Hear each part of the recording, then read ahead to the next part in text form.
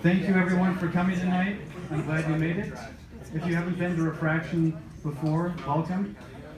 For those of you who haven't had exposure to us, we're a co-working space, and we basically mainly bring together tech startups, primarily in the software space, but some other tech-enabled firms as well.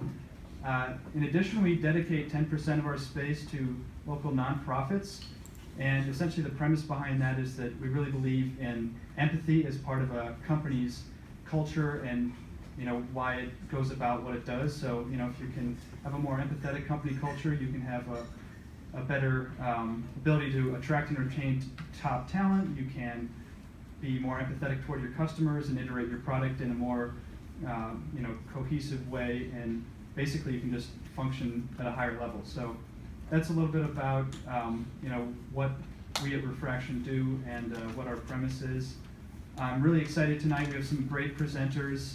One of them, unfortunately, he couldn't make it. He's stuck in Chicago, so we will no longer have Michael Shin from AtomiCorp, but if anybody wants to get in touch with him, he's connected on the invite, and I'm happy to make a personal intro if you'd like one. So yeah, unfortunately, Michael is unable to fly in from Chicago. However, we have some other great companies. All the rest are just awesome startups. So without too much ado, I will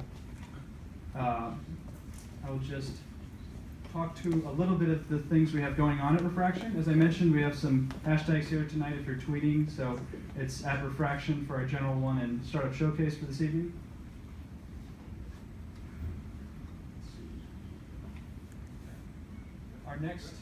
Our next events will basically be a poker night next week. So we have that at 6 o'clock. I skipped right over the coffee, croissants, and co-working. So if you haven't worked in a co-working space before and you want to try it out, or if you have tried others and you just wanted to check out what it's like here at Refraction in Weston Town Center, you're welcome to join us starting at 8 a.m. Next Wednesday. Basically, it'll be an entire day where you're free to work from here, meet the people in Refraction, realize the value that this community can provide if you get tapped into it. And you can stick around if you'd like the entire day to the poker game. We have a happy hour as one of our next events next month, so please show up for that. You can see all these with further detail on our meetup.com page. And I'd like to next turn over the mic to James Quigley, who is the co-founder and CEO of Canvas, who is just a great visionary in the technology space in the region. He actually is also the co-founder of Refraction, and he's been nice enough to help facilitate the introductions to Osage Venture Partners, who's come here tonight. Nate Lentz is great to join us, and Ed McCarthy from River Cities Capital Fund. So James has been able to make these connections with two of Canvas's lead investors and allow companies to pitch in front of them. So yeah, without further ado, I'll turn it over to James, who will talk about Canvas and some other exciting things we have going on in the area. Thanks. Nick, everybody. Anybody knows Nick too, just loves Nick. So Nick is really the day-to-day face of Refraction. Thank you for coming this evening. We're live streaming this on Periscope too, so know that your mothers may be watching. It's okay. I am. What? We're not. I'm not. Facebook Live. Oh, Facebook Live. What's going on Twitter? Periscope, dead to us. So I've been where you guys are. If you're pitching tonight, I've pitched in front of people and said 7 minutes. I have to tell you, that's a glorious amount of time for pitching too. Because I've been at events where it's 3 minutes, 2 minutes, and you're like it's like a game show. I've been at one where they literally turn the mic off. They go to another person. So 7 minutes, glorious amount of time. But listen, be yourself, be authentic. These things are not easy. CEOs are not always typically built to also be the best person to tell the story. The great thing from the people we have here tonight is that they're used to being able to pull out from this that, hey, sometimes the best presenter doesn't have the best company.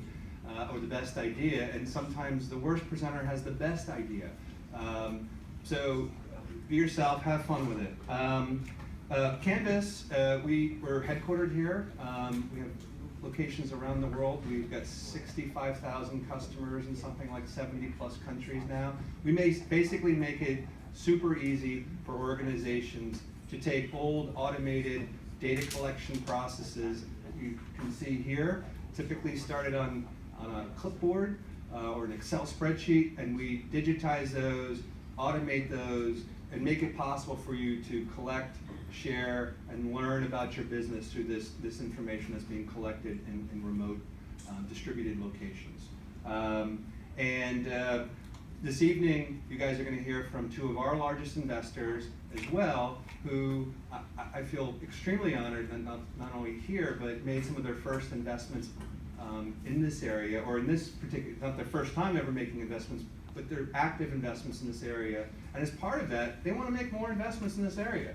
Because quite frankly, when they come down to see Canvas, we're exciting. We're really exciting. We're definitely worth the trip. But they like to see other people too.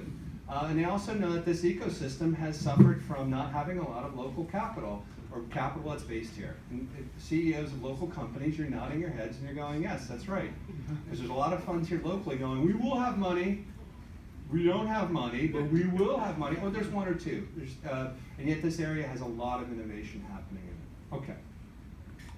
And I'm going to provide personal introductions to Ed and Nate in a second, but I wanted to talk about one really exciting thing that's starting today, or the activity around it is starting today. So as Nick shared with you, we give a certain amount of space away for, as I say, give it away. We curate in awesome not-for-profits that are based here. These are basically startup not-for-profits. And they're looking for a leg up in working around in organizations like we house here. Our anchor not-for-profit is an awesome organization called the Washington West Film Festival. And when we got involved in them, which was probably 3+ years ago, they were doing some amazing things, and their main mission is that they believe that story can change the world. And if you just heard Nick talk about empathy, and this fits very well with our core belief system. It's mostly documentaries, some feature films, and in that time period of being headquartered here and seeing them grow, they've been nearly doubling their attendance records on average the last couple of years. And last year was a huge record year for the Washington West Film Festival. You should definitely check it out. It's at the end of October. But I'm going to share something really super special. And actually, I think this might be a fairly big announcement. Even this organization, this film has not fully announced this. One of the largest Indiegogo films from a couple years ago is going to be having their world premiere at our film festival. And Canvas is actually the lead sponsor for this. And I'm going to show you a trailer from it. And then talk a little bit about it and let you know that tickets are going on sale. They may even be on sale today. They were supposed to be on noon today. But you're going to see from the topics of this that the panel we're putting together from this will probably include Ray Kurzweil, Peter Jansen, Dan Barry, Senator Mark Warner, potentially the governor. There's some very cool people who are going to be talking about this nexus of technology and social issues that are happening today. And with that, I'm going to share with you a trailer for the university. Hopefully.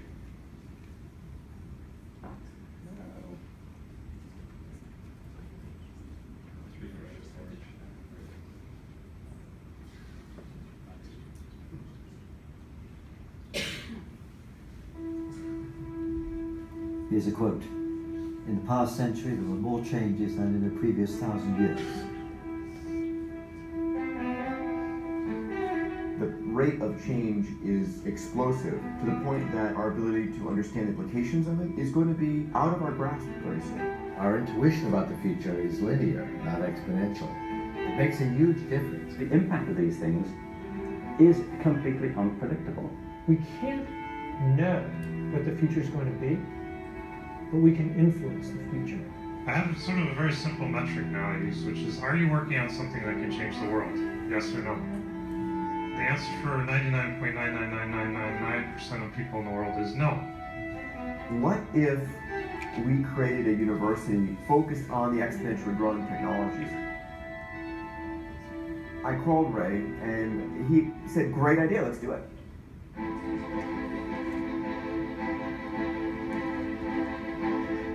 Welcome to you. Pleasure to have you here. Ray? We're off and running. The mission of Singularity University is to bring together people from many different backgrounds who are aware of exponential growth of information technology, and to really address the implications of that so that we can understand where society is going. I'm one of the guys trying to build a quantum computer, and it's really rough going. Every week in China, a new coal plant is built. Every single week. It's going to triple its consumption of energy. The idea behind the team project was having these incredible students actually put their learning to work. Pick a project that will affect 1 billion people positively in 10 years. If we could generate 10 ideas, can they impact 1 billion people? Can they positively impact 1 billion people? Think about that, the fact that literally a group of students can touch the lives of 1 billion people today. 30 years ago, that would have sounded ludicrous. Today, we can point at dozens of companies that have done just that. Can we inspire people to focus on it long enough and hard enough to go and make it happen? I think 9 weeks to change the world is an awfully big burden. We think we're going to sit here as a group like 40 people and agree? That's naive. If you don't like the idea, then that's it. Forget the disagreement. Let's just be friends and work together. This doesn't work like this. You've got to do 3 things to be successful. You've got to create like a god, command like a king, and work like a slave. Changing anything that we've done for decades is risky. Once we stop taking risks, we basically have hampered our ability to innovate. The world's biggest challenges can be solved. That's a mindset.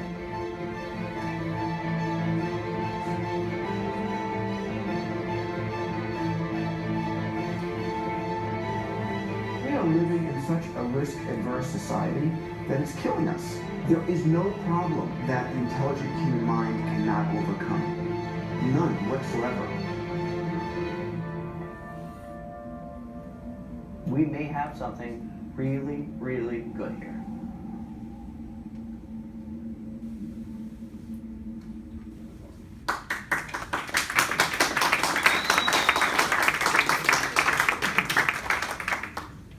So like we said, tickets are going to go on sale. This will be the world premiere for this. We're looking to have a panel afterwards, which will be led by myself, and guiding some of these really crazy minds. It said one summer, I believe they filmed it. This was a film that's been put together for 5 years. They hold this. It's a regular event. I know that was a question from the group. So with that, I have the distinct pleasure and honor of introducing Ed and Nate. And I thought I would pull up some parts of their bio. You guys have seen me do this before. I never know where this will go. But Ed McCarthy, I was very soft, very gentle. But Ed is from River Cities Capital Fund, and I'm going to let him come up first and talk a little bit about River Cities Capital Fund. And I typically get from Ed too that I'm shortening and offering just to say River Cities, but it's River Cities Capital Fund. Ed is a managing director of River Cities Capital Fund. He started his career as an engineer, which I love. I started my life as an engineer. Worked in design and engineering management, predominantly at Harris Corporation, if you guys know Harris Corporation. Ed is that crazy rare mix of an engineer with business acumen too, and which we find in the startup world is really, really valuable. He's got a BS in electrical engineering, a master's in electrical engineering, and an MBA. So it means probably people in his MBA program, if he was still stressing out over electrical engineering, they're going, I don't know what you're saying.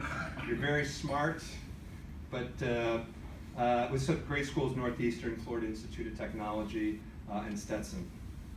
Ed sits on boards of several companies, including Knowledge Tree and Canvas.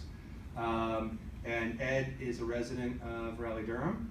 And with that, I'm going to introduce Ed. I'm going to talk to you a little bit about River Cities, and then I'll introduce Nate, and we'll start our program.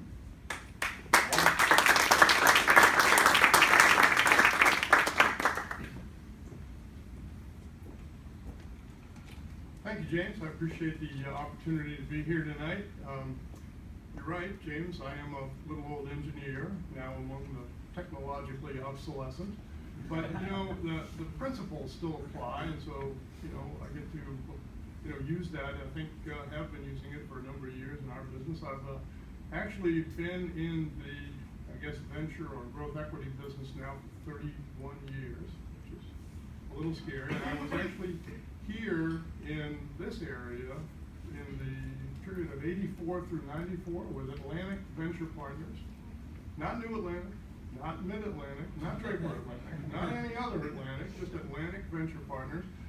And to put that in perspective, we were of the era a mid-sized fund of $15 million. And that was when NEA was the big dog, as they are today. I think their fund was about 90 million. So think about how times have changed.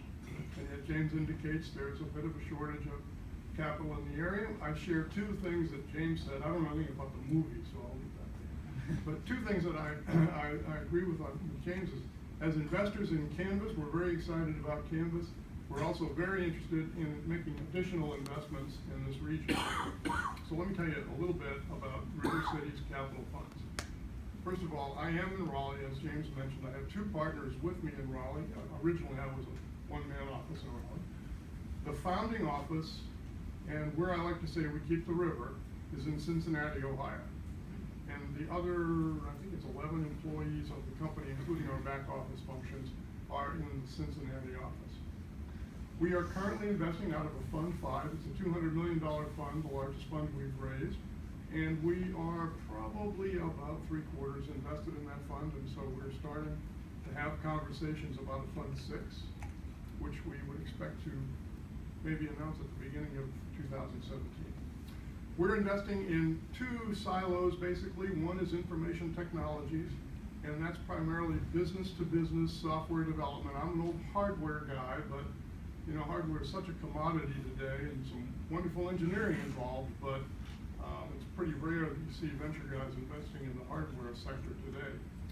So we do business-to-business or some infrastructure software development systems.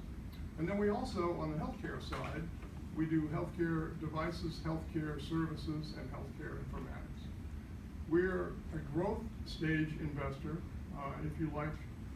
Late stage venture capital. We don't use the V word when we're raising money because it's not real popular with many of the investors we talk to. So we term ourselves a growth equity fund. We tend to invest in companies with $3 to $30 million in revenue, usually losing, in fact, almost all cases losing money at the time of our investment, and we may help them lose more money to try to drive an apparent growth opportunity and build value in the company. Our bite size is in the order of $5 to $15 million. We can put together much larger syndicates, including with our limited partners. We led a deal down in Raleigh last fall that was a $24 million raise. 22 million of the 24 came from River Cities and one of our limited partners. So we can get bigger deals done. With the name River Cities, the idea of the name, I know it's a little bit of an odd name for the fund, and we have considered changing the name, but once you have a brand, it's so hard to get away from the brand. But the idea was to be a regional fund serving all the metropolitan areas along the Ohio River Basin. Well, obviously I'm in Raleigh. We now invest nationally, so we're no longer a regional firm. We don't particularly prospect in the high traffic corridors like Menlo Park or Boston. We can invest there, but we don't have our young guys out beating the streets in those regions. We tend to be in places like here, Raleigh, Indianapolis, Phoenix, where you think there's no money here. I mean, there's no money in Phoenix, Florida, etc. So we're trying to hit the innovation centers that are a little less trafficked. And I guess I said we're doing 5 to 15 million. So I realize that we're involved in when you're at the point of scaling up, like Canvas, that's where we would become involved. Thank you.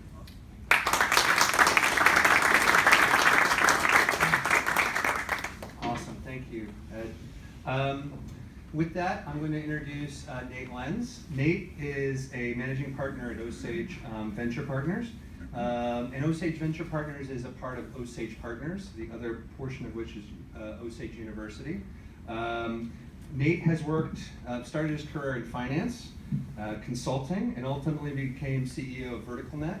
And for those of you who are local fans of some of our best known mentors and leaders, he took over the role of CEO at VerticalNet from Mark Walsh. If you know Mark Walsh now, he's a presidential appointee to the Small Business Administration, and he was a former board member of Canvas as well. Nate sits on numerous boards and has helped lead investments into a number of local companies, including Phone to Action and Brazen, and certainly Canvas. And with that, I'll also say Nate lives in Philadelphia. You see a theme here of not being from here. And with that, I will introduce Nate Lenz to come on up and introduce Osage Venture Partners.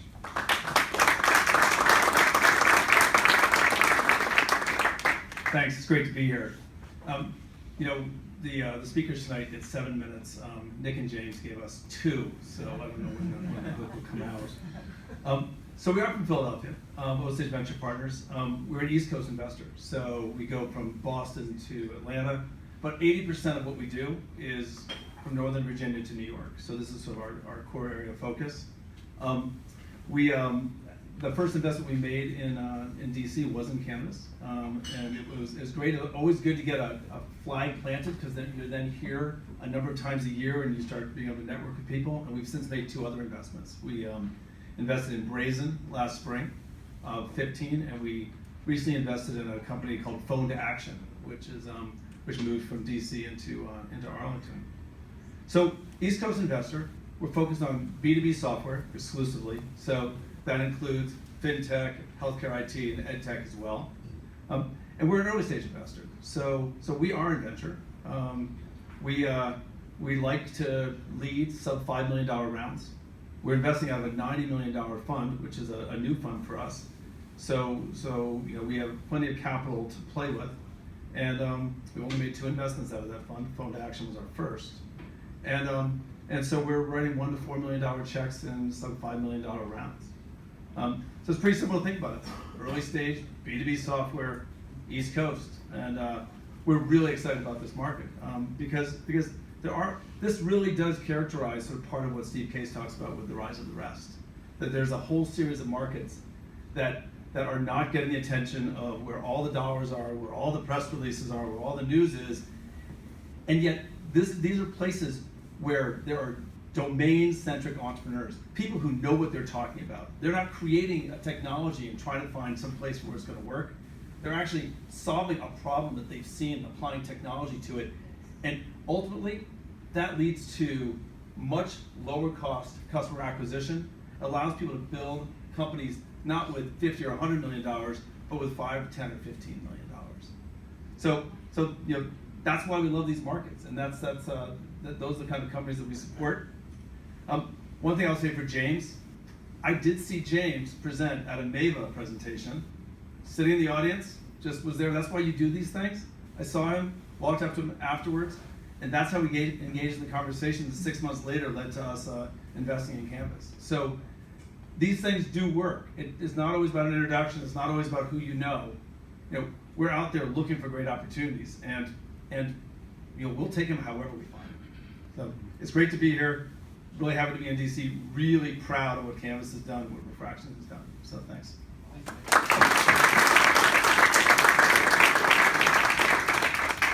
Thank you, Nate and Ed. And with that, I'm finished with my portion, which is good for you, because you guys know I talk too much. I'm going to turn it back to Nick. I just say have a good time and good luck to our presenters for this evening. And with that, I'll turn it back to Nick.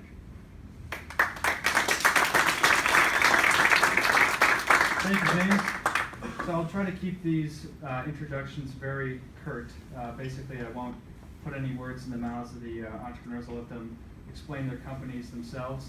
Our first company is Wealthminder, and so I'd like to welcome to the stage Rich Ellinger.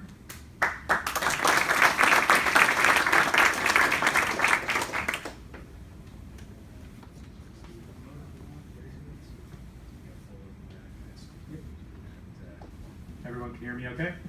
Yeah. All right, great. Well, good evening. I'm Rich Ellinger, founder and CEO of Wealthminder.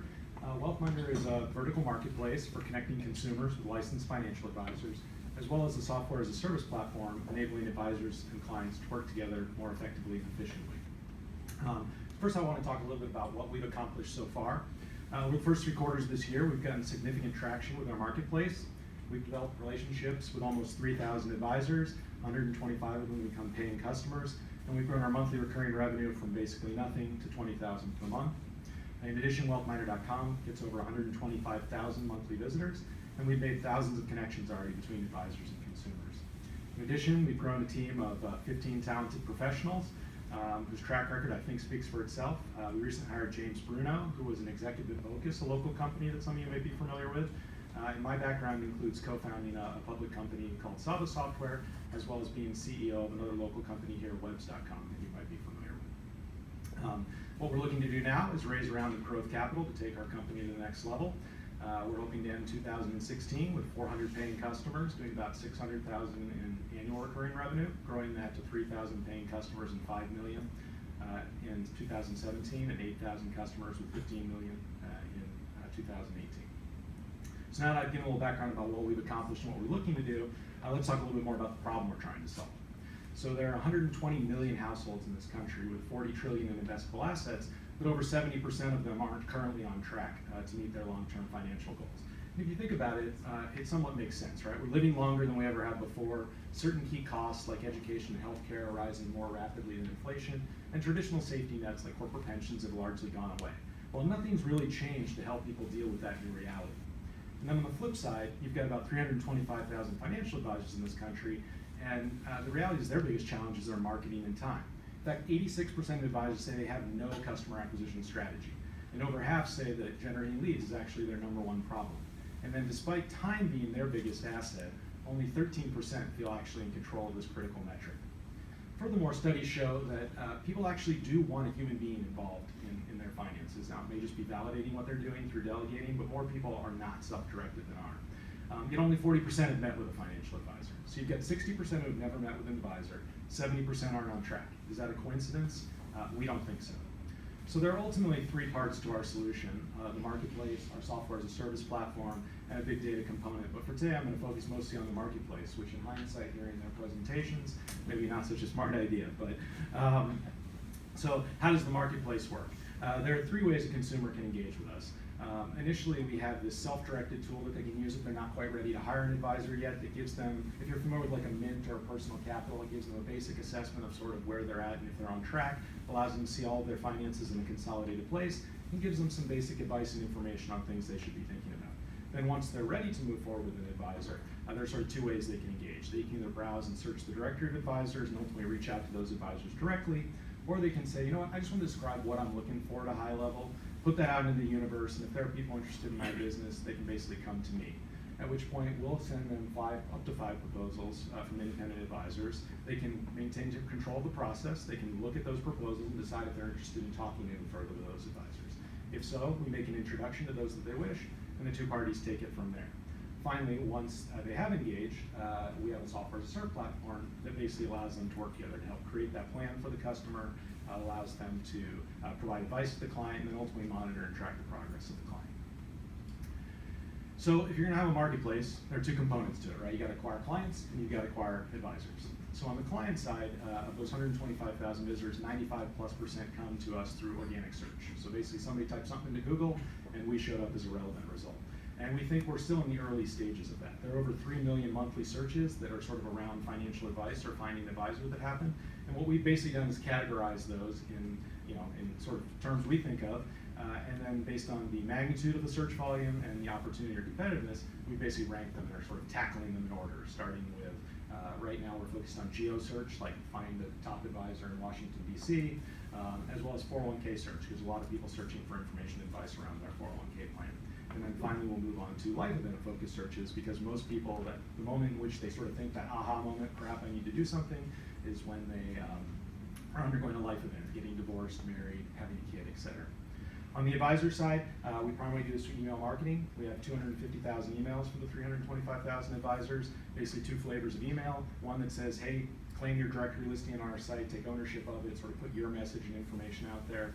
And the second is we take some of those leads that come in and basically use them as freebies. We say, hey, there's a potential client referral in your area. If you'd like to learn more about how to make a proposal to that individual, we'd be happy to tell you that, and that's an opportunity for us to keep our sales pitch to them. And last month we were able to close 20% of the folks that actually come through that channel. So those are our primary things. So how do we actually make money? We sell subscription services to advisors. So basically we have three packages at $500, $1,000, and $1,500 per year. The first two focus around that directory product. So the first one is basically a look your best when seen on our site type product. So it removes advertising from your page. We actually show several competitors on your page. That goes away if you pay us, as well as you sort of a nicer look to your page. The middle package is paid placement. So if somebody searches on our site within 50 miles of you, you're going to show up at the top of our search results. You'll also be one of those competitive advisors on all the other advisors' free pages in your area. And then the top level package gives you access to that second pool of consumers. So people who came in and didn't pick a specific advisor, but said, hey, am I running out of time? 1 minute, okay, all right. So if you match what the consumer's looking for and the consumer matches what you're looking for, then you're able to make a proposal to those consumers. The nice thing about what we're doing is sort of this core thing. We're in a large market, a great market, so while we think the vertical marketplace itself is a huge opportunity, there's a host of both related and relevant offerings that we think we can ultimately go back and sell into the same customer base to ultimately raise the average selling price. I don't have a lot of time to talk about those things today, but you can see some of them here on the slide. So what I want you to take away, market opportunity is huge. 100 million households in the US that desperately need and want financial advice, over 300,000 advisors that desperately need help acquiring those clients and servicing them. We're looking to be a 5 million ARR company in 16 months, 15 million by the end of 2018. We've got a team in place that's had multiple successful exits in both B2B and B2C markets. Our key marketplace metrics and tactics are established and trending the way we want, and the core software as a service product is built and has been validated by more than 30 advisory firms. And with that, I guess I'll turn it over to you guys to ask me some questions.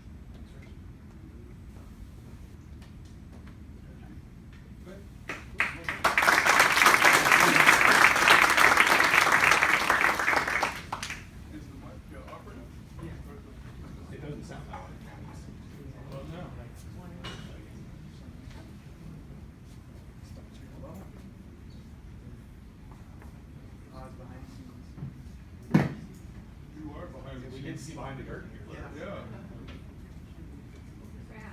See how the sausages are made back here.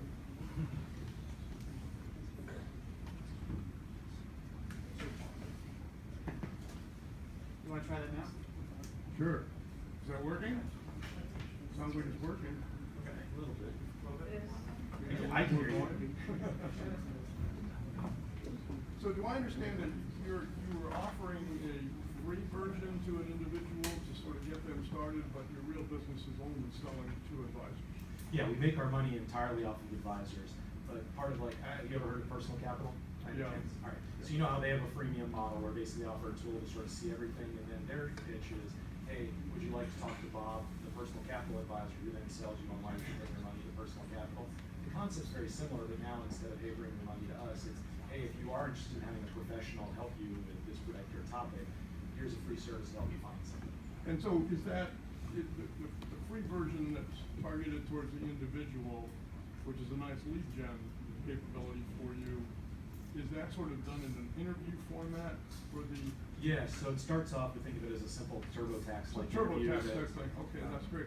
One thing and it's the same foundation, I'm sorry. Well, I was gonna say, one thing, so I think that's kind of a unique approach, although it's not that I've surveyed the market there, but the financial advisors do have a variety of packages that they use today. And so we didn't talk to competition and as much. Sure, on the software as a service side. Yeah, on the software as a service side, and what your competitive advantages would be. I would assume that one of them would be where you assist an advisor in being prominently displayed when someone is doing a search. Here are people in your area, and your 2 or 3 guys bubble to the top. Sure. right? That would be Yeah, so one. there's two components, right? So there's sort of marketing, right, and acquiring the client in the first place, and then there's once I've acquired them, technology to basically service the client, right? And I didn't talk much about that given that we had 7 minutes, but that's where we actually first started. That's the technology we first built, so more of a pure B2B play. And you're right, there are a lot of technology solutions in that arena, but those solutions are all niche solutions. So I'll try and do this quickly, but if you take a financial advisor's job and you simplify it, I would say there are 4 primary components to it. There's financial planning or projections, basically is the client going to get there or not. There's held asset management, so tools to help me manage the money I'm actually managing for the client. There's held away asset advice, so money I'm not managing but I want to provide advice on, 401k being the primary one. And then there's non-investment advice, like refinance your mortgage, update your will, etc., right? The technology today in the marketplace all focus on those first 2 problems and really one problem or the other. So there are lots of planning tools, they only focus on planning. There's lots of held asset management technology, but that's all there is. There's really nobody focused on providing 401k advice, even though it's the largest asset for many people, and certainly one of the biggest growing ones, and nobody helping with the execution side of planning. So right now, an advisor, if they provide you recommendations, it comes on PowerPoint or a Word document. They have no ability to track progress, follow up, and sort of achieve closure on those things. Our package incorporates all of those elements in one tightly coupled package, and I could keep going on, but in the interest of time, I'll stop there. So 2 questions for you. One is, how do I as a consumer know that just because someone has bought a gold package, that they're actually good at what they do? Sure. So you're asking sort of what, if anything, do we do to vet the advisors? Vet them, rate them, rank them, create some kind of a... Yeah, so we do have a very simplified scoring system at the moment, which over time will become more sophisticated. At the moment, it's really a combination of their credentials, like they have things like a CFP or a CFA, their amount of experience. They do have to be licensed. They have to be licensed specifically to provide investment advice, so people that are just Series 7, basically authorized to sell you product, are not part of our directory. And then the last component is we do look at public disclosure data today on the advisors, so if they have dings on their record, that adversely impacts their score. So obviously when somebody looks to buy a package from us, if they have a score of 63 on their site, they're probably not buying our gold package. So while we don't formally prohibit them from buying it, the score somewhat serves as a self-reinforcing mechanism. Over time, I think as we learn more, we'll continue to evolve that as we get maybe customer feedback on people's interactions with advisors. The challenge in this arena is it's unlike a restaurant or something where you don't have thousands of customers. Typical advisor has 1 to 200 customers. The whole notion of, well, let's just do consumer ratings doesn't really make sense. Because how many are you going to get? You're going to get like 1 or 2 per advisor, and that's going to be the one pissed off client, right? So this is the classic marketplace model. You have the challenge of needing to build up both sides. Like what kind of metrics are you thinking about when you think about, it's great you want to add advisors as quickly as possible because they're the ones who are actually driving your revenue. But the more advisors you have without increasing your traffic, the lower their value proposition is. Like how are you thinking that through, and what are some of the parameters you're using to drive that? Yep. So the model we have and sort of what we pitch to the advisor is because the lifetime value of the client's so high and they're really not adding very many clients per year, we basically say, if we win you 1 client per year, our product's a home run for you. Anything above that's gravy, right? And so we've created, based on the beta testing we did, an assumption about how many leads we have to drive them basically to win a client, which is about 40 leads a year. When we sort of walk through the funnel, we think we yield them a client, which means 3 per month. And so you can kind of do the math, right? If we have a certain number of advisors, we need that many proposal requests, right? So we're tracking obviously how many proposal requests we get. We also look at things like how many times a person's page has been viewed. We're now tracking whether they click through that advisor's website. So we're collecting a lot of information about how much visibility are we truly providing that advisor and what actions that consumers take to the extent that we can know them from our website. And we're providing all that as part of the data we provide to the advisor. So when we say here's the value you're really getting out of your package. But that's what we look at. So we're looking at total traffic to the website. It's probably not the best metric, because it's really about the actions people take, right? Are they connecting with advisors either directly because they went off the advisor's website or clicked on their phone number, right? So we know that there was some action there and interest that's been shown that our site helped drive, or actually the proposal request themselves are the primary metric for this part. I'm sorry, actually that's time, but would you care to ask one more question? I didn't want to ask another question. I was going to comment at a different level and say that I thought you made a nice presentation. You did an articulate job, pretty smooth. I would make sure that you nail the value proposition right up front and in the differentiation, and then nail it again at the end. Thanks for the feedback. That's a great point, Nick. Primacy and recency. You know, people forget what's in the middle of a presentation, but what's at the beginning and end is obviously critical. Next, I'd like to welcome Nick Sana from RiskLens. Some of you may remember him from last year with this company, RiskLens, that was then known for a brief time as CXOware. They rebranded, and in the last year they've had tremendous success, so it'll be great to see how the company has evolved in that time. So without any further ado, please welcome Nick.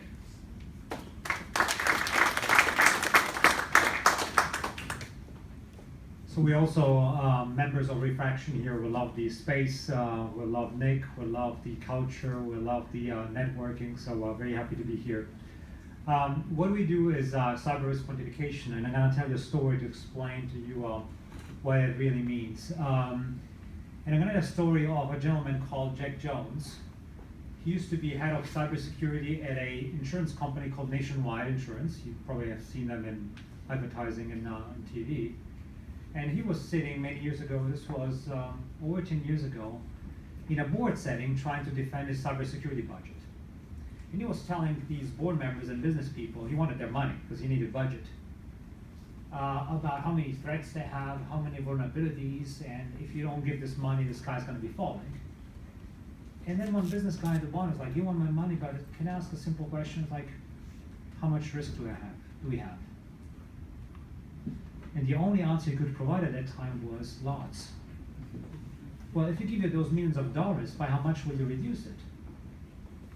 And he sheepishly said, you know, some. And so he left that meeting, you know, feeling really bad. As how is it in our profession, in cybersecurity, we cannot speak in business terms. And we are left feeling like we are a bunch of geeks who beg for money, and the only way we can get it by instilling a lot of fear in our business partners. And the questions over the year piled up, and as this picture kind of shows, you know, questions at the board level have been increasing because, you know, digital process is now supporting the entire business. When you're running a plant, or you're running email, or you're running, you know, any other thing in the enterprise is now digitalized. And so you have breaches there, you have an issue at all levels. And the questions pile up, you know. Every year you get questions, you know, to us, to heads of security that say, are we investing on the right risk mitigations? Are we doing enough? Or what does it take to be out of the newspapers? Should we buy cyber insurance? And yet these chief information security officers are still speaking about in technical terms. Well, if there's new mousetrap, we're going to catch these many new technicians. No. Again, how much risk do we have? That's a challenge we face today. So big communication challenge out there. The way it's done today. So the issue that we have here is that at best in the industry, what you find when people do risk assessments is they try to make it simple for business people to understand. As they're going to tell you, our risk is on a scale 1 to 5, we think it's a 3. Or based on this maturity model that we're adopting, it's a yellow. And for this other process, it's a green. For the other process, it's a red. So while these methods are very good at distinguishing between big risk and small risks, they still cannot help you answer the question, how much risk do we have? And where should we invest as a priority, and how much? That's what we're doing in major corporations today. And the breakthrough came through this famous Jake Jones, who left that meeting thinking, we gotta solve this problem, you know? He was an insurance company, so I said, I'm gonna find a bunch of risk people here and quants, and gonna figure it out. And so actually it took him 3 companies to figure it out. And basically what happened is that the first challenge they need to solve is coming up with a consistent definition of risk.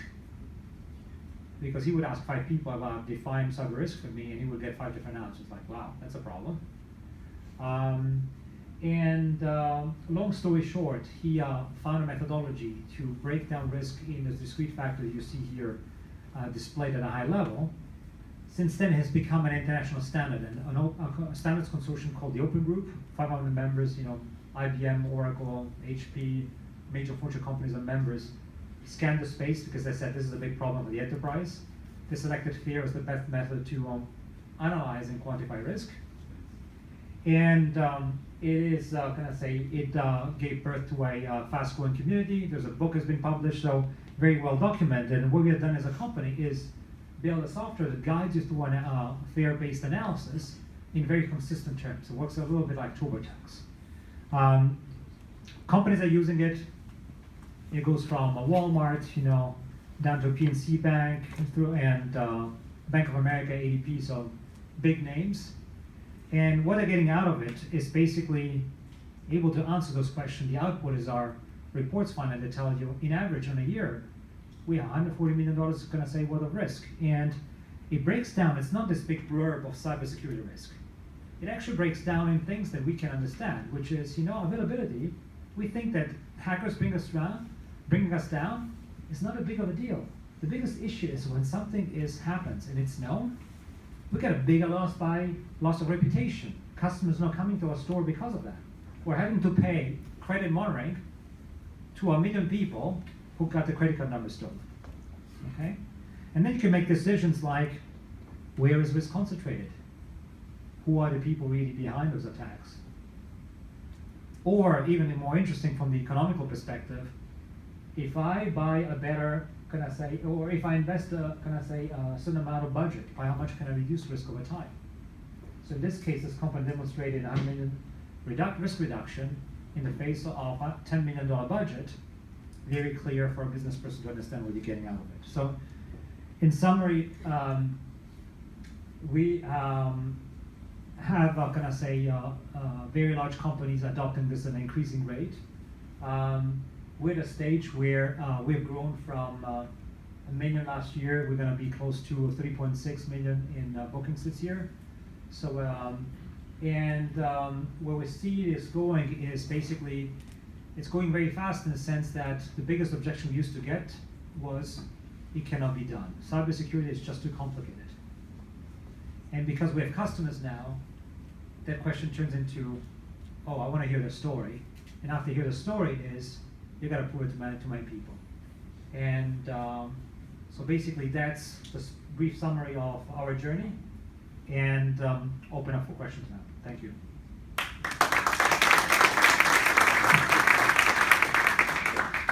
First, Nick, congratulations on the progress over the last year. It's really just tremendous, both the way you're presenting it, but also just the progress in the business. Congratulations. So risk is, you're doing a really great job of quantifying and helping people think about risk and how to manage it. But a lot of risk is kind of black swan oriented, right? You don't know when it's going to happen. Just because you've taken care of risk, it doesn't mean that things aren't going to happen. Yes. So how do you sort of translate what you do into truly demonstrating to people that they've actually gotten an ROI from this? Like it intellectually works, but how do you get people to really sort of buy into it, particularly if something bad happens in a year or two after they actually start working with you? Of course, that's a very good question. So a couple of facets to answer that. The first one is when he refers to black swans, it's basically low probability, high impact events. Very difficult to forecast. But before we address that, it's what we realized with our customers that the vast majority of risks are known. So when you look at the spectrum of things can happen in an enterprise, most things are known. And so when you look at it, if we patch the system faster, can we reduce the risk of an attack exploiting that open vulnerability? That's a known thing. And there's a huge list of things you can take care of that you know about. So one is those black swans, yeah, they're interesting to quantify, but first take care of things you know already and manage it better. This is throwing money at it or ignoring it. That's the first question. The second question is, when you have a black swan, you basically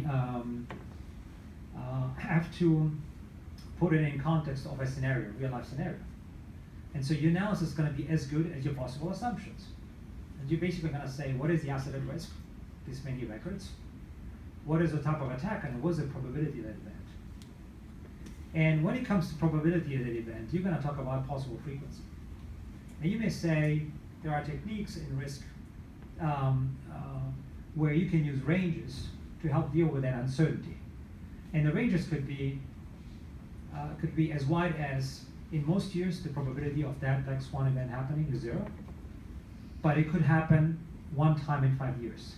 And so you're going to build basically a distribution of that risk across 5 years. So on average, on probably, can I say every year, it's going to be a factor of that. So it can be quantified as long as you scope it, and it's going to be as good as the assumptions. As long as you defend the assumptions, it's going to be as good as that. You know? There are 2 more questions? Actually, 2 or 3. I had a similar question to Nate's. I think I had a similar question as Nate did, so I'll pass on that, and so I'll go on again on a different plane. You know, obviously you've made some great traction with some great customers, and I'd love in another forum to hear more about how you do this analysis and risk modeling. But you've made the progress you made. One thing you did not address was how you've capitalized the company to date, and what you think it might, what are the goals you're trying to accomplish economically, and what would you perceive that you would need to do in terms of raising capital or other activities to develop the company to achieve those goals? So the company received approximately $2.5 million in seed investment by a private individual. We used those proceeds to build product. Last year, we lost money, and this year we made money. We probably want to be $600K cash flow, how can I say, positive. And the reason is that we tripled our revenue, only doubled our cost. And those levers were basically based on having a development team in a low-cost area in the States, having a sales model that's based on inside sales, not very expensive, and leveraging a community. We built a community of practitioners of this FAIR model, where they can get educated for free, and we can highlight the champions so they can basically build credibility among themselves, and we can harvest that. And so moving forward, is it possible we could continue to be break even or profitable? It is possible, but the initial modeling we did, if we want to continue to grow as aggressively as we've done, we get to a phase where we need to hire a head of, revenue, we need to insert middle management.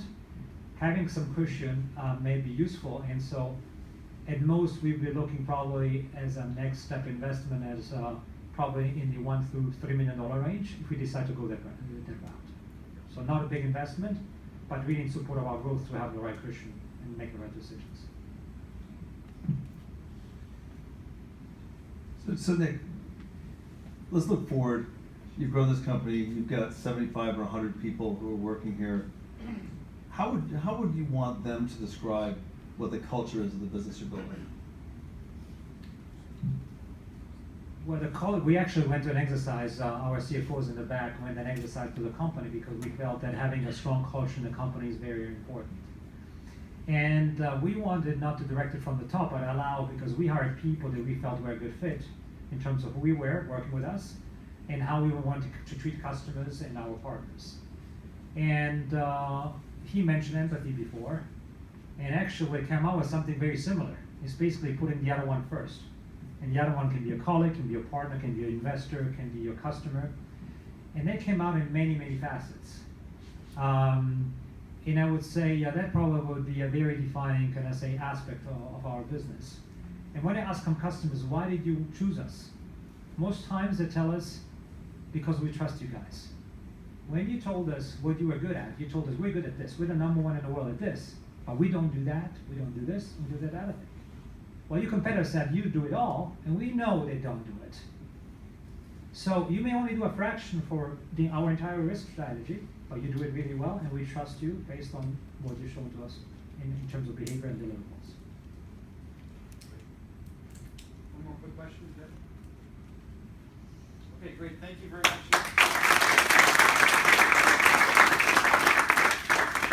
It's my pleasure to introduce Howard Lichtman to the stage with the Ray Telepresence. Going from software now to hardware, so hardware and software. Hardware and software, I'm sorry, but it's fun to have a little hardware, we just sometimes only see so much software that hardware can mix it up a bit. Here we are.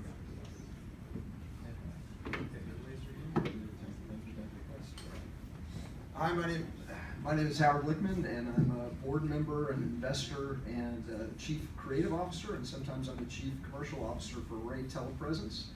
We're a startup headquartered out of Cincinnati, Ohio.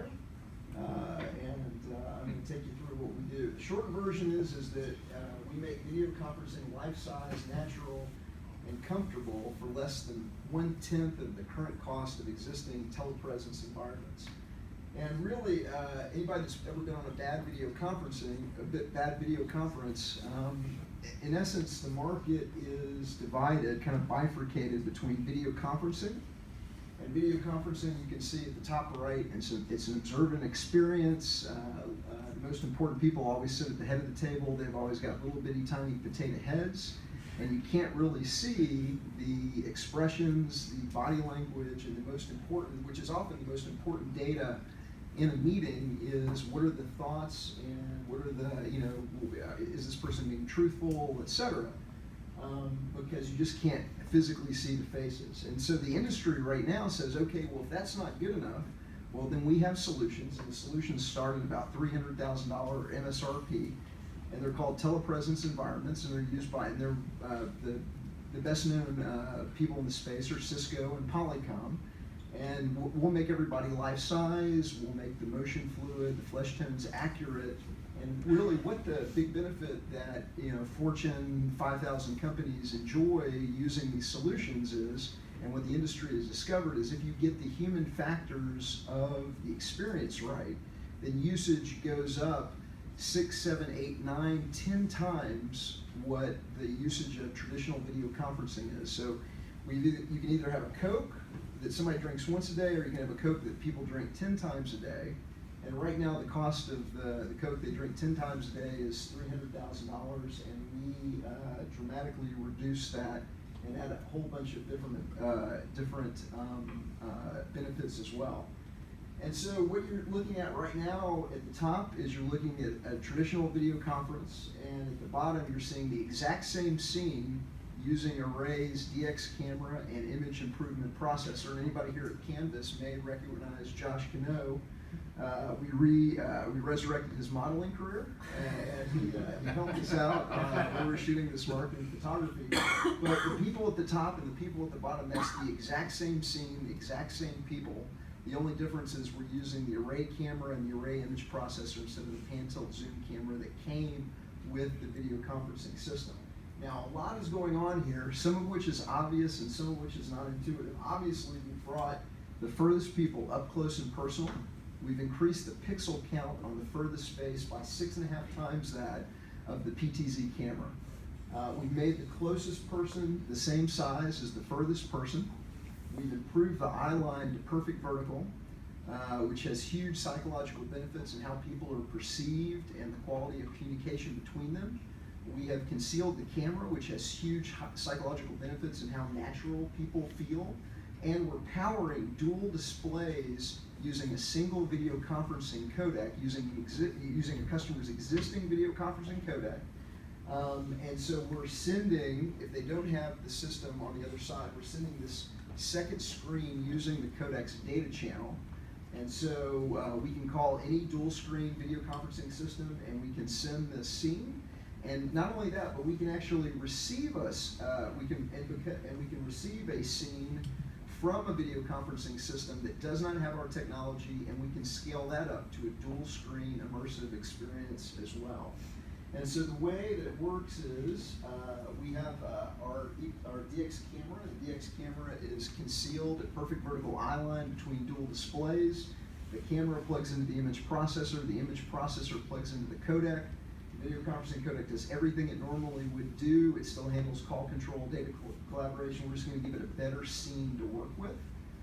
And we're going to improve what is being sent, and we're also going to improve what is being received, whether or not you have our technology on the other side of the call. So the products are the camera, which I mentioned earlier, and the image processor. The image processor has about 10 times the horsepower of a video conferencing codec. It works with hard codecs as well as soft codecs like Zoom, Skype for Business, and others. And it is a $16,000 upgrade to an existing video conferencing system, not a $300,000 improvement if you go for the $300,000 systems. Now everything Yeah. Just one. Okay. So,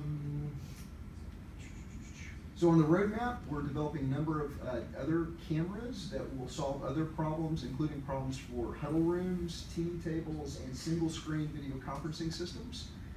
The single screen systems will have dual cameras that would attach a perfect vertical eye line on either side of a dual display, fire across the table, and the huddle systems will be plug and play with little user control. And really what we're trying to do is we're trying to completely redefine the market. Right now, with respect to quality, Cisco and Polycom, $300,000 to get it immersive, natural, and life size. Right now, everybody else has kind of got an observant experience. It's a low total cost of ownership, but it's very low, essentially a lower quality experience. And so we raise it up. We've got existing distribution, some of the world's leading distributors of video conferencing technologies, including some of the world's leading video conferencing integrators as well that are the distributors have stock and are selling to the resellers. The resellers are selling to the end users. They're very incented. It's a very high margin, high dollar product for them. So we have an incented sales channel. The Cisco and Polycom recognize the problems. Their solutions are somewhat inadequate, constantly panning, tilting, zooming cameras, constantly changing perspective, does nothing about the eye line, does nothing about the visible cameras in the room, and it doesn't produce this immersive experience where people feel like they're in the same physical space. It produces a camera that's constantly just refocusing on whoever is talking, and sometimes it misses, sometimes it doesn't. So there's a lot of challenges. And we have two granted patents. One, we have the patent number granted. One, they've told us we have received the patent, we just haven't gotten the patent number yet. Harold Williams, our CEO and founder's last telepresence invention, was sold to Polycom for $57 million in 2007. Became the Polycom RPX. He consulted for DreamWorks on what became HBO Halo, and designed the first surgical education telepresence environment. 5 patents, strong team with great industry experience. To date, we've raised about $3.5 million in kind of our own investment plus a $1.4 million seed round. We're now looking to raise 1.5 to expand sales and marketing. We're developing the new cameras and getting those that I discussed and getting those into the marketing. And we're hiring additional product management and inside sales to be able to take this directly to the enterprise customers outside of the sales effort that we have been doing with resellers and integrators. And so the goal is to get our existing the enterprise customers that are interested in this, and in some cases have hundreds, and in some cases thousands, and in some cases 3,000 plus video conferencing endpoints. And the big idea is to give them a low-cost way of raising the quality of all of their systems without having to do it at $3,000 a room. They can do it very cost-effectively, lightweight, no impact on bandwidth, no impact on video network infrastructure. They can use the gear they have and the furniture they have. Okay, thank you, Howard. And that's it.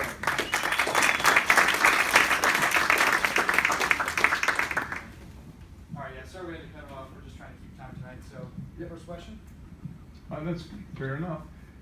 In terms of comments, I would just say that obviously it's important to have your pacing down so that you make sure you get to the conclusion that you want to get to. What is you said the first $2 million was for a pre-working prototype. I did some working prototypes and some non-working prototypes. What's a pre-working prototype? So we spent about $2 million developing the product until we had our major breakthrough. And so a lot of people were worried about if you're doing this kind of real-time image improvement and equalization that we're doing, that there's something called kind of a brain lock.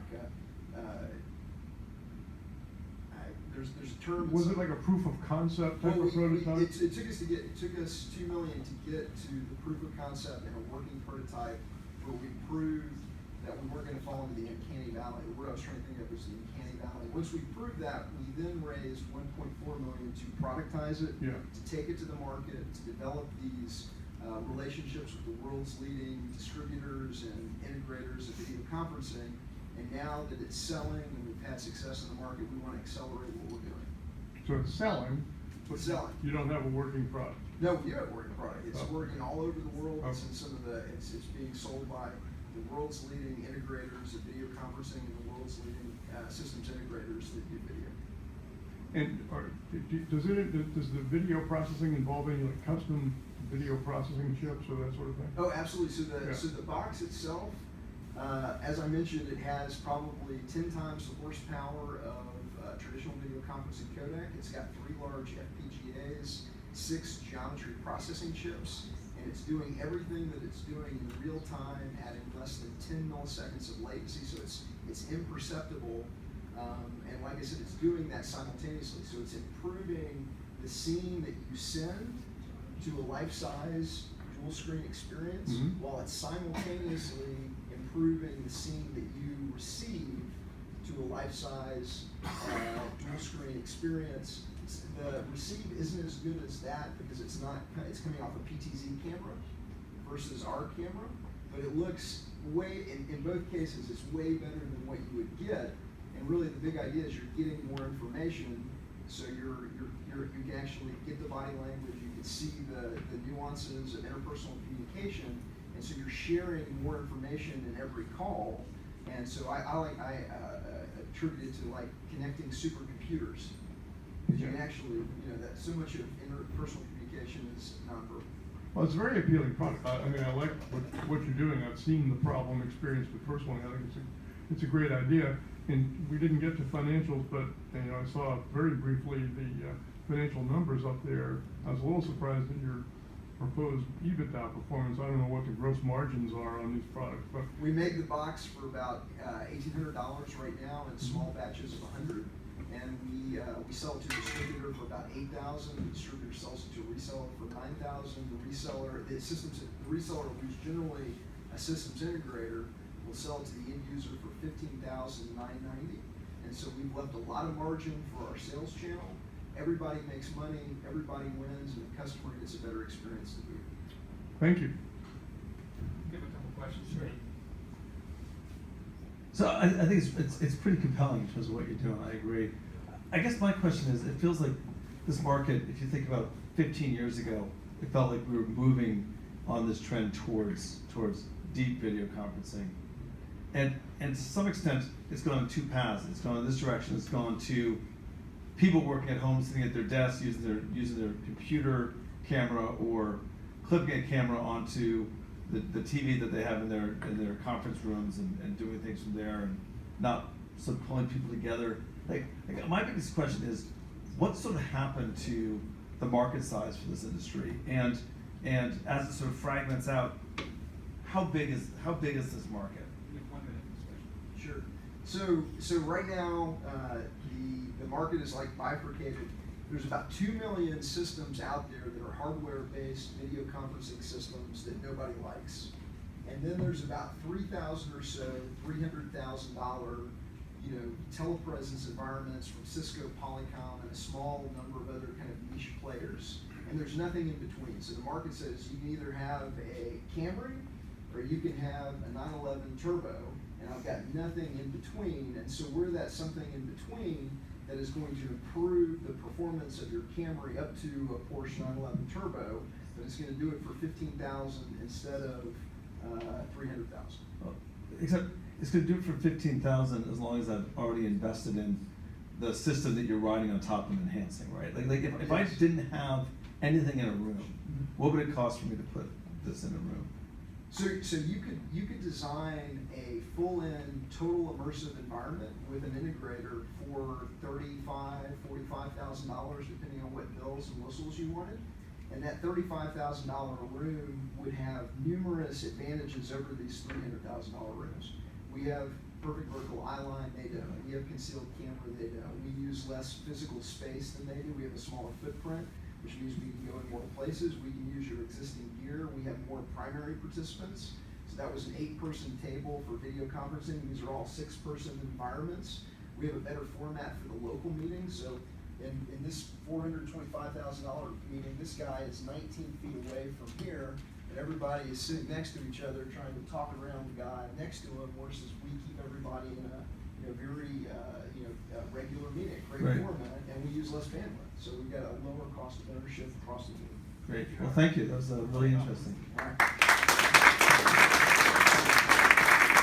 Great, yeah, we'll have time afterward for networking, so anybody who's interested, you're certainly welcome to ask these gentlemen questions when we can get into the nitty-gritty of what applications you want for these particular products, and basically dig through the details of it. So I'm pleased to welcome Joe Klein of Disrupt 6 as our penultimate presenter tonight. So please welcome Joe.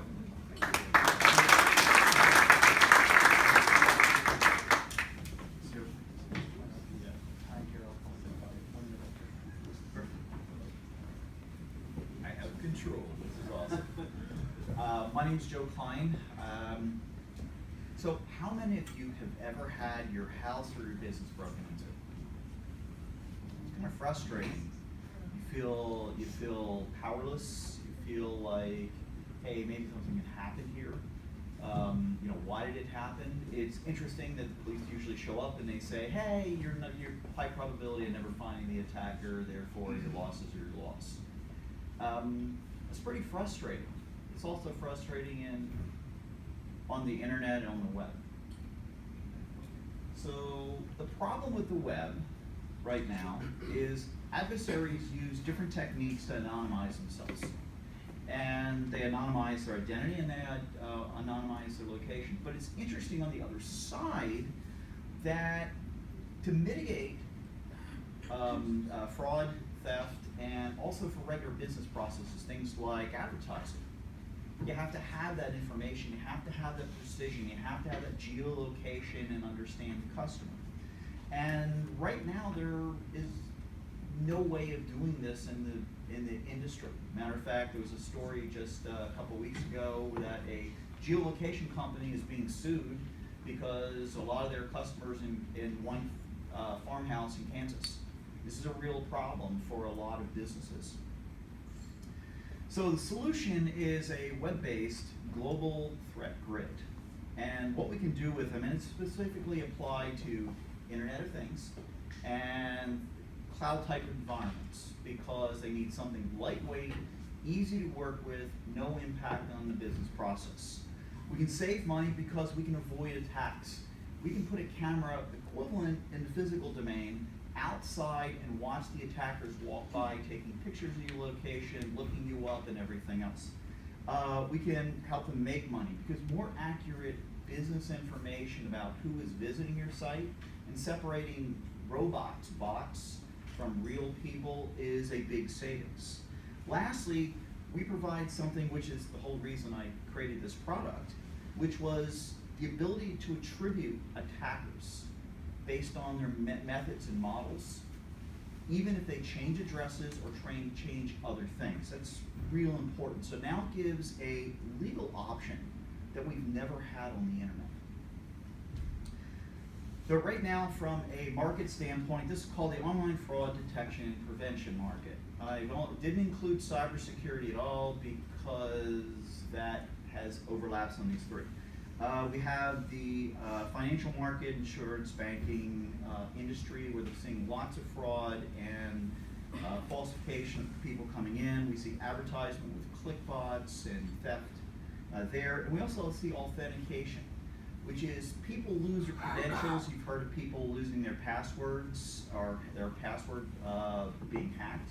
The ability to actually say, wait a second, this person that usually comes in from Reston, Virginia is no longer coming in from Reston, Virginia. They're coming in from South America. That's a problem. So that's essentially what we looked at. This is the 2016 total market and 2021 total market as of today. If you want references, a lot of references on this. So what do? We make it as lightweight as possible. You put a URL on your website on every page, just like kind of like the advertising. When a user comes in and connects, we validate where they're from a geolocation, we validate their system, and we validate several other things, if they're bot or human, whatever, and we create a hash. We don't actually have a full identity, we have a hash of these people. And then we provide that hash back to the web presence and to the business people. We provide different ways of interfacing that make sense for the organization, and it's relatively simple. So the business model right now is there are 1 billion websites out on the internet. We know a lot of them aren't very useful. So we set about 1 million, which would be the Alexa 1 million. The average visit is 90K a month, or 90K users a month. We averaged on the low side $63 a year to be able to provide this feature. And that's approximately 83 million is what we're looking for over the next 4 years to be able to have as income. From a market adoption standpoint, I am very involved in cybersecurity. I've been in this domain for 35 years. So a lot of the people that I help train are now CSOs of major corporations. So a lot of them have been coming in. The prototypes that we've done, we've had major success. We had an ad for a large bank, and we were able to defeat our competitors. We didn't know it was a bake-off. But in addition, the competitors didn't know that there were 9 people sitting in a specific country that were trying to compromise and falsify credit card entries. They thought there was thousands according to their reports. So this was a big savings. We're communicating with the business community, the web development community, the network community, and many other organizations, and I'm visiting chief security officers, probably a dozen a week. From a competition, because this is an overlay market to a lot of different things, we have IP lookup, geolocation, bot identification, deception networks. By the way, a deception network is something we use for bots. We tell people the truth, we lie to the bots and the attackers with different methods that allows us to further identify methods and practices that they're using.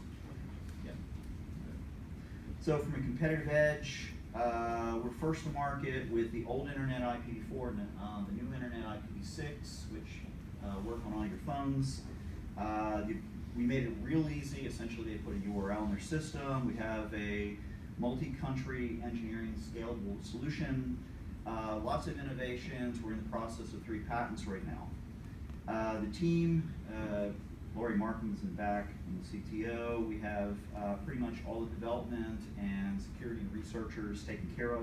And these researchers want to hack the hackers. They actually want to chase down and find the guys doing this damage, which is different than a lot of people. In addition, we have a really good advisory board who's been in the industry and provided business and mission support for many organizations. So, wouldn't it have been nice to not gotten broken in because you knew it ahead of time? It gave you a decision that you knew that somebody was taking a picture of your house or whatever. Wouldn't that have been nice to have? That's what we do. Thank you.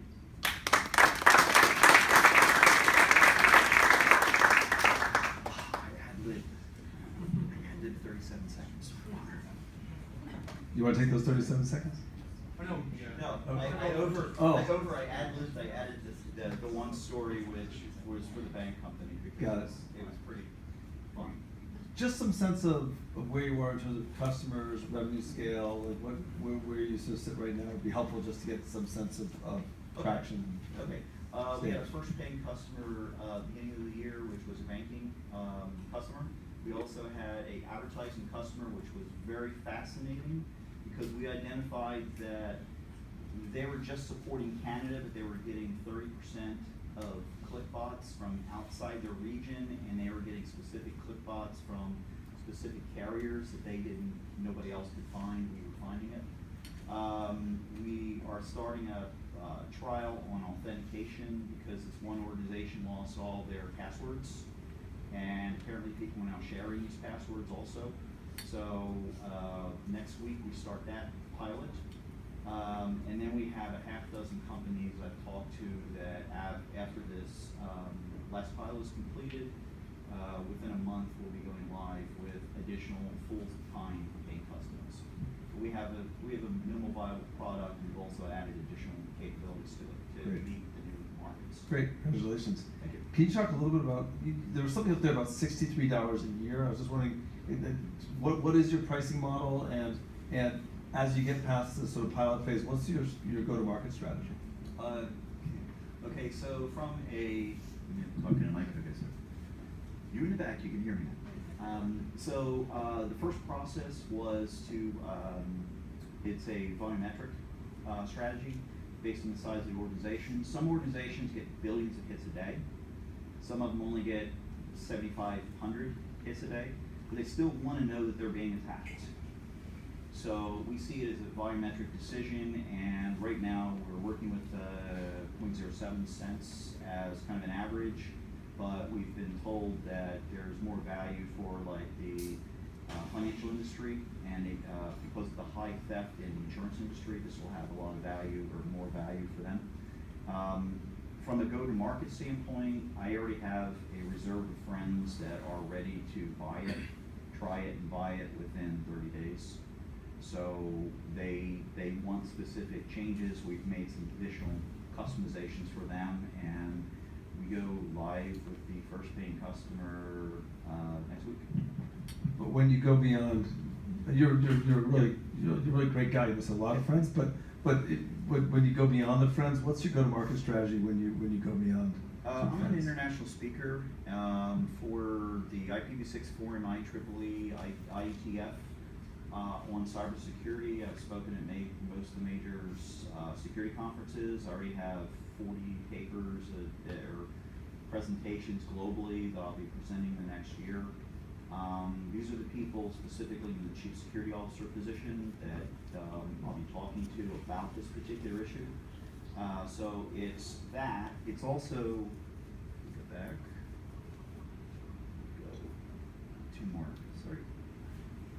What we're doing is also creating a self-service module so that people in the low end can basically go in, we actually identify who they are, and it allows them to put in their credit card or put in Bitcoin, whatever makes business sense at the time, and process that. So it's both for the high end, because there's customization for the high end. So certainly, Your mic is certainly the market area that you're addressing is certainly a compelling one. And I appreciate you including the competitive slide and some familiar names up there. Yeah, I personally thought that this type of threat detection and prevention was a reasonably well covered space. I'm sure in a different forum you perhaps convince me why that's not the case. To get as far as you have in developing the company so far, how have you capitalized the company, and what is your plan to capitalize it going forward? 50,000 from Mach 37 and private investors, 330,000 plus my own investment over the last 2 years to create a custom sensor that had the ability of detecting attackers prior to the attack. The current sensor tools are meant for detecting after they've compromised your system, not before. And we feel like from a time-based security standpoint, if you can get an hour or a day or a month ahead of time to see somebody doing reconnaissance on your system, you'll be able to make better decisions of potential attacks.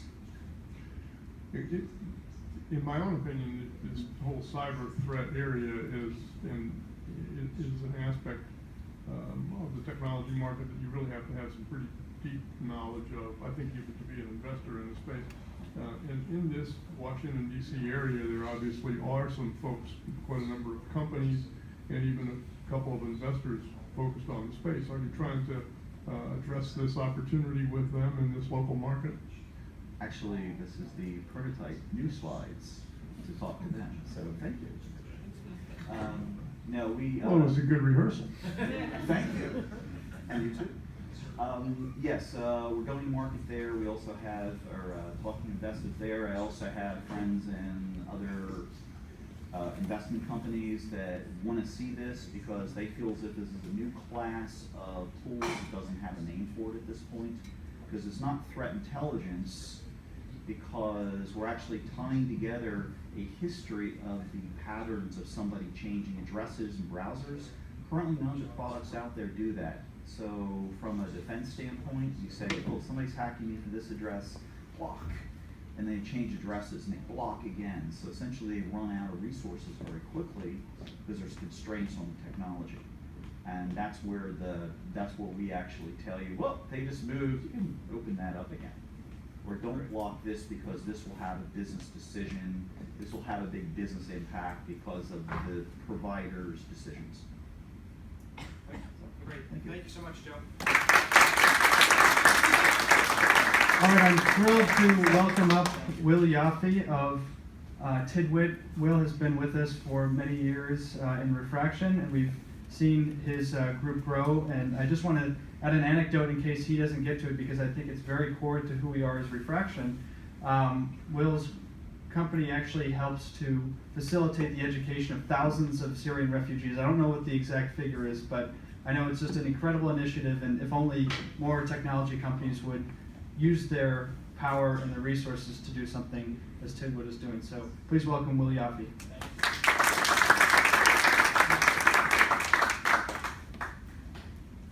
Thank you all. I see some familiar faces. So let me just connect this really quick. All right. So thanks everyone for hanging tight. I know it's a bit late. So let me basically introduce myself. My name is Will, and I'm one of the founders of TidWit. And basically our organization's mission is to empower organizations to share knowledge with their ecosystems.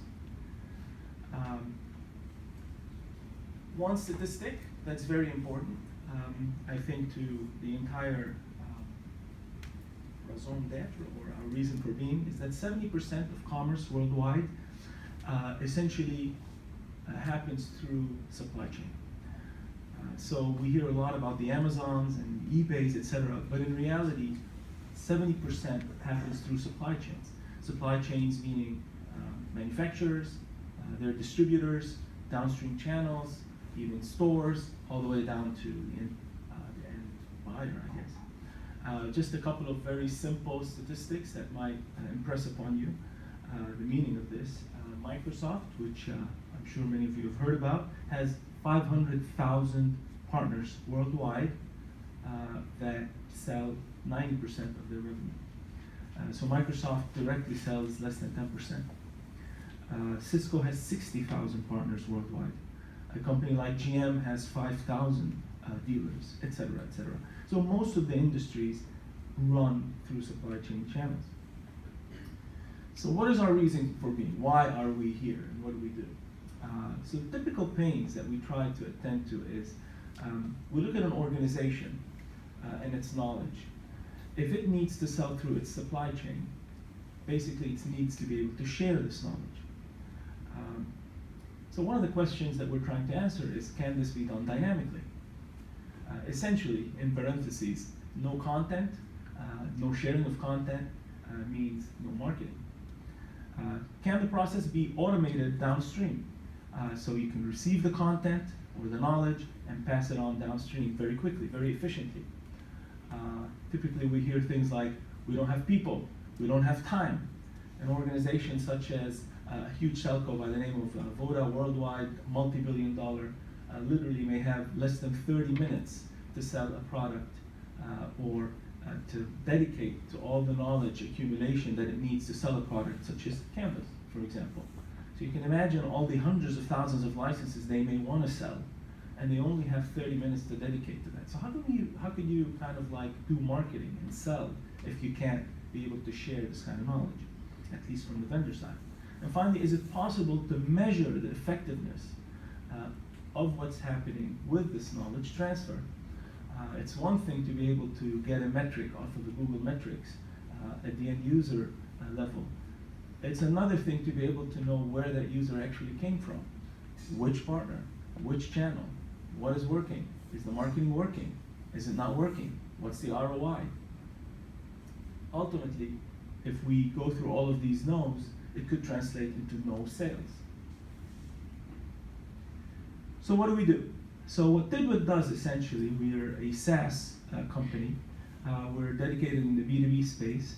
And what we do is we help organizations aggregate their content or their knowledge, distribute it very easily, and get full insight multi-tier. This is not something that's very easy to do. So we've been building it for several years now. If you want to kind of see how we do it, we aggregate content from multiple content providers. Some of them have hundreds of thousands of pieces of content. This is pretty hefty stuff. And then we make it really easy for downstream partners to be able to access it. And then for those guys to push it downstream. Also, we're not talking about one piece or another. We're not talking about a simple embed off of YouTube. We're talking about 10,000 videos that may come through that feed that need to go to 20,000 partners downstream. So basically, what we do is we help organizations extend their enterprises. So if you're a vendor, you're extending it throughout your channel. If you're a distie or somebody that sits in the middle, you're doing the same downstream. Let me show you in 3 easy steps how that can be done. Very simple. You can register on TidWit as a company, as an organization. You get access to certain catalogs of content that may exist, tens of thousands of pieces of content in certain cases. And then essentially you build your own environment that's syndicating content dynamically and constantly. So any content that gets added, boom, you have it so that you can share it downstream. It's a very simple process. But increasingly, we've been moving more towards actual people or sales guys. So if a sales guy can create his own instance so that they can help push this content to whomever they're working with, customers, that empowers these sales guys.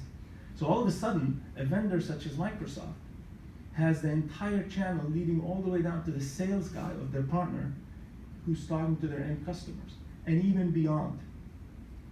So it's a very powerful model that has organic network growth potential and metrics. So this is an organization, Cobweb, that could pull content from multiple sources, thank you, and push it downstream for internal use, for larger partners, as well as for smaller partners. The entire ecosystem gets covered. These are some sources of content, just a sampling, and organizations benefiting from the TidWit platform. Our business model, fairly simple. We work really hard on making it as simple as possible. It's either packages or it's custom. If it's a package, basically it's dimensioned based on use. The size of the catalogs, the number of views, and certain features that could be provided. It's a monthly. If it's customized, they can do it as well if they want to have different dimensions. Where do we stand? We've been bootstrapping ourselves, in certain cases with profits, consulting, all that kind of stuff. We have a great team that's been working together for quite a while. Proven sales and organic pipeline growth. We've got clients that we've never met because they've come to us through other partners, Canvas being one of our conduits to a lot of our customers that we've really never seen. Massive growth potential in different industries, telco, IT, life sciences, automotive, and really any industry that has channels, and most of them do, as I mentioned. Competition is interesting, but really nobody's focusing on our area, which is full syndication of content catalogs downstream. Most of them are focused on specific elements, or they're focused on the last node. We're actually focused on the entire channel. So there is a certain degree of land grab that we want to get as much content as possible, and this requires capital injection. And this is where we're at right now. So thank you very much. Hope you guys can join us in our success.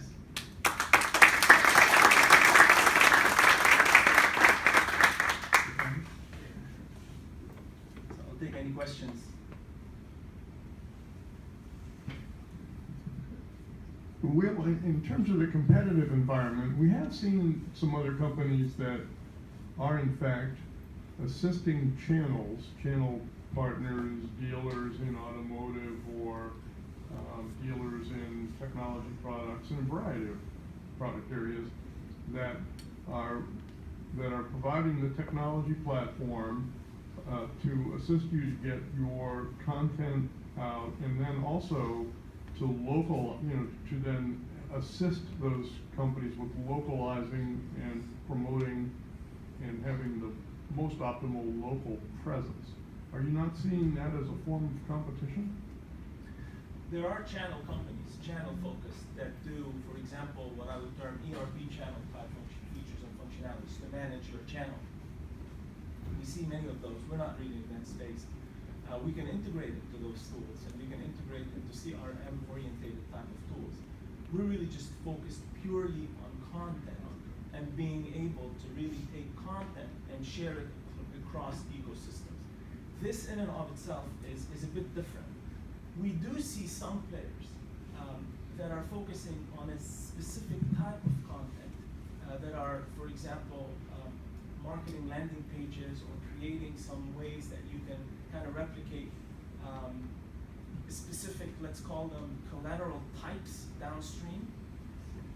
That's different because essentially all they're doing is white labeling a piece of content so that you can replicate it. In our case, we're actually taking the entire repository of content of a company or a business group within this company, and we're providing it for access to all their, to whoever they give permission or whoever wants to access this.